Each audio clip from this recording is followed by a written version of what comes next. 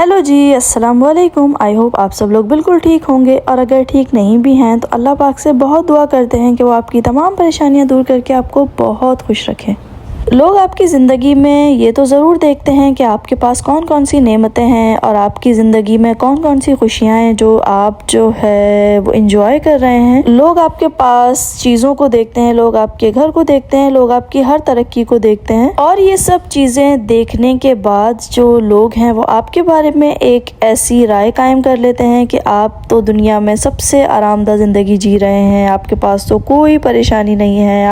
लेकिन बड़े ही अफसोस की बात तो ये है कि लोग आपकी उन तमाम तरक्की, उन तमाम खुशियों के पीछे जो सब्र है, जो कुर्बानी है, जो आपने उन खुशियों के लिए मेहनत की होती है, लोगों को वो नज़र नहीं आता। एक बात तो ये भी है कि लोगों को नज़र इसलिए भी नहीं आता क्योंकि लोग आपकी उन चीज़ों को जानते ही नहीं हैं, और एक बात ये भी है कि लोग जानते हुए भी उन चीज़ों को इग्नोर कर देते हैं, उन्हें आपका सब्र नज़र नहीं आता। सूरह अल अनआम में अल्लाह पाक ने एक आयत में फरमाया है कि जो दुनिया में चीज़ों की डिस्ट्रीब्यूशन की गई है, यानी कि दुनिया में जो नेमतों की तकसीम की गई है, वो हर इंसान को बिल्कुल बराबरी के साथ की गई है। तो आप किसी भी इंसान को देख के ये नहीं कह सकते कि इसके पास ये है तो मेरे पास ये क्यों नहीं है, और अगर इसको इतना ज़्यादा दे दिया और मुझे तो बिल्कुल भी नहीं दिया। ये चीज़ नाशुक्री में शामिल होती है, और आपने अपनी ज़िंदगी में यकीनन इस तरह के लोगों का सामना किया होगा, या तो जो आपकी हर चीज़ पे नज़र रखते हैं, या तो फिर आपकी वो हर चीज़ पे नज़र लगा देते हैं।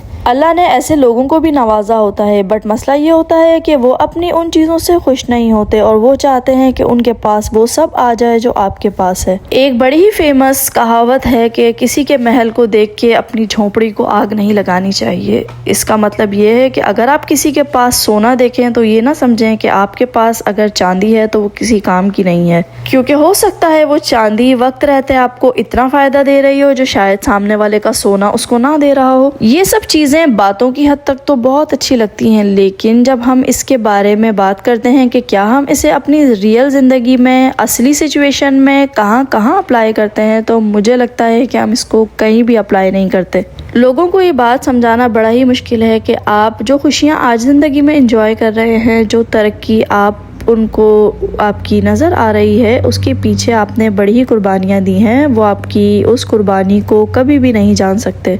उसमें आपने कितना सब्र किया होता है, उन कुर्बानियों के पीछे आपने अल्लाह ताला से कितनी ज़्यादा बार उसकी तलब की होती है, लोगों को इस बात का बिल्कुल भी आइडिया नहीं होता। सबसे पहले तो एक बात समझ लें कि जो चीज़ आपके नसीब में है वो आपको मिल के रहेगी। अगर अल्लाह ने वो चीज़ आपके लिए लिख दी है तो वो आपको मिलेगी, और अगर अल्लाह ने वो चीज़ आपके लिए नहीं लिखी है तो चाहे आप कुछ भी कर लें वो चीज़ आपको कभी भी नहीं मिल सकती। दुआएं बेशक आपकी तकदीर बदल सकती है, दुआओं का मांगना अल्लाह ताला को बेहद पसंद है, लेकिन उन दुआओं के मांगने में भी अल्लाह ताला की ये हिकमत है कि वो जो चीज़ हम मांग रहे हैं वो अल्लाह की मर्जी है कि वो अब हमें कब दे। कभी कभी अल्लाह ताला को हमारा सब्र इतना पसंद आ जाता है कि अल्लाह ताला हमें मजीद सब्र करवाते हैं कोई भी चीज़ देने के लिए। कभी कभी अल्लाह ताला को हमारा मांगना और हमारा दिल का साफ होना इतना पसंद आ जाता है कि अल्लाह ताला वो चीज़ हमें फ़ौरन दे देते हैं। और कभी कभी अल्लाह ताला को हमारी वो तड़प इतनी पसंद आती है कि अल्लाह को लगता है कि उसके आगे दुनिया की जो चीज़ हम मांग रहे हैं वो तो बहुत ही छोटी है,